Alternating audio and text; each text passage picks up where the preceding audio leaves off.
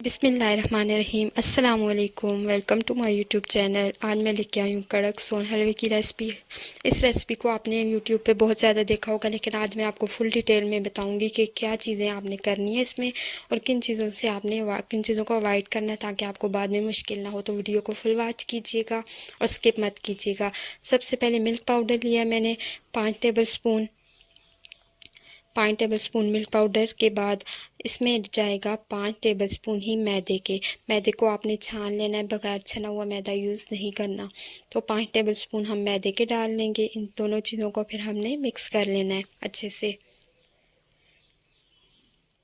इस दौरान अगर आप चैनल पे नए हैं तो मेरे चैनल को ज़रूर सब्सक्राइब कर दीजिए और अगर आपको वीडियो अच्छी लगे तो मेरी वीडियो को भी लाइक कर दीजिएगा और वीडियो को फुल ज़रूर वॉच कीजिएगा ताकि आपको किसी किस्म की भी परेशानी बाद में ना हो। तो इसको हमने मिक्स कर लिया अच्छे से।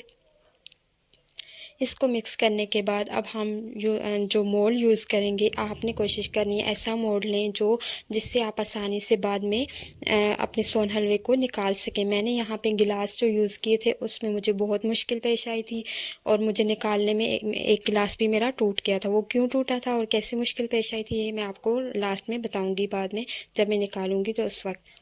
तो यहाँ पे स्टार वाले मोल्ड इस तरह के अगर आपके पास शेप्स हैं तो आप वो ज़रूर यूज़ करें।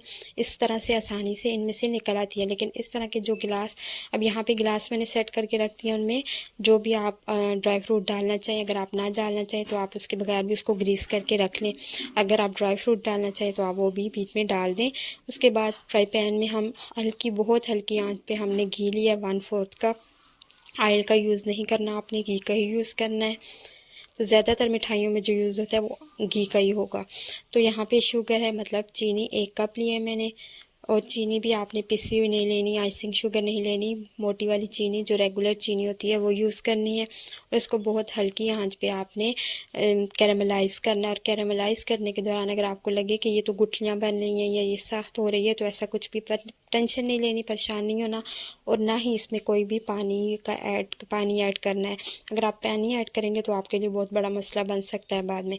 तो इसलिए आपने चीनी को ही कैरामलाइज़ करना है, इसको हल्की आंच पे पकाना है जब तक इसका कलर चेंज ना हो जाए और जब तक ये प्रॉपर डिज़ोल्व ना हो जाए। तो यहाँ पे आहिस्ता आहिस्ता चीनी का कलर चेंज हो रहा है।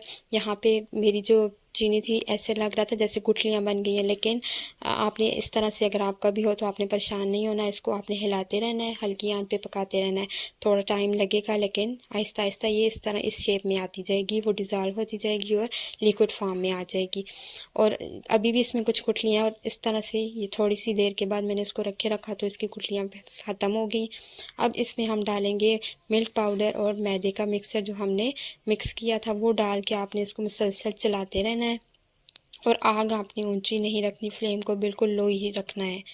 तो यहाँ पे इसको मिक्स कर लेंगे और मिक्स करने के बाद ऐसा होगा कि एक पॉइंट पे इसका ऑयल जो होगा वो बाहर आएगा इसमें से। उस पॉइंट पे आपने इसको बंद नहीं करना, उस पॉइंट पे आपने इसको मिक्स करना है और पकाते रहना। आपने तब तक इसको पकाना है जब तक इसका ऑयल इसमें डिज़ोल्व ना हो जाए। जब इसका ऑयल दिखना बंद हो जाए और बाहर जो आना है वो ख़त्म हो जाए और इसमें के अंदर ही सारा डिज़ोल्व हो जाए, मिक्स हो जाए, तो आपने इसको फिर बंद कर देना है चूल्हे को। अभी देखिए मेरा ऑयल बाहर आ रहा है। 1 मिनट के मैंने इसको पकाया, उसके बाद इसका ऑयल ख़त्म हो गया था बाहर आना और दिखना भी बंद हो गया था, मतलब कि इस जो बैटर है उसने पी लिया था ऑयल को। अब यहाँ पे आपने थोड़ी जल्दी दिखानी है और जो मोल्ड आपने रेडी किए हुए थे उनमें आपने जल्दी जल्दी से उसको डालना है, क्योंकि आप ज़्यादा टाइम लगाएंगे तो ये जमना स्टार्ट हो जाता है। और अगर आपको ज़्यादा टाइम लगे भी तो आपने कोशिश करनी है कि इसको हल्की आंच पे दोबारा से रख दें और फिर मोल्ड में डाल दें। यहाँ पे मैंने भी थोड़ी जल्दी दिखाई और मोल्ड में डालती गई। अब इनको मैंने सारे जो गिलास वाले मोल्ड थे उनमें भी डाल दिया था और जो स्टार वाले मोल्ड थे उनमें भी मैंने डाल दिया था। तो आपने भी अब यहाँ पे एक और मिस्टेक मैंने ये की कि मैंने थोड़ा ज़्यादा मोल्ड में डाली। आपने कोशिश करनी है कि थोड़ा कम बैटर हो और पतली जो आपकी टिक्की है वो बने। अगर आपकी टिक्की मोटी बनेगी तो खाने में मसला होगा, तो इसलिए आपने कोशिश करनी है कि टिक्की को थोड़ा पतला रखना है और बैटर कम डालना है। अब यहाँ पे मैंने निकाल तो लिया था लेकिन जो मेरे गिलास थे, ये जो कप था मेरे कप, इसमें से आसानी से निकल गया था, लेकिन जो गिलास था ये इसके कॉर्नर इस तरह के थे तो मुझे बहुत मुश्किल पेश आई थी।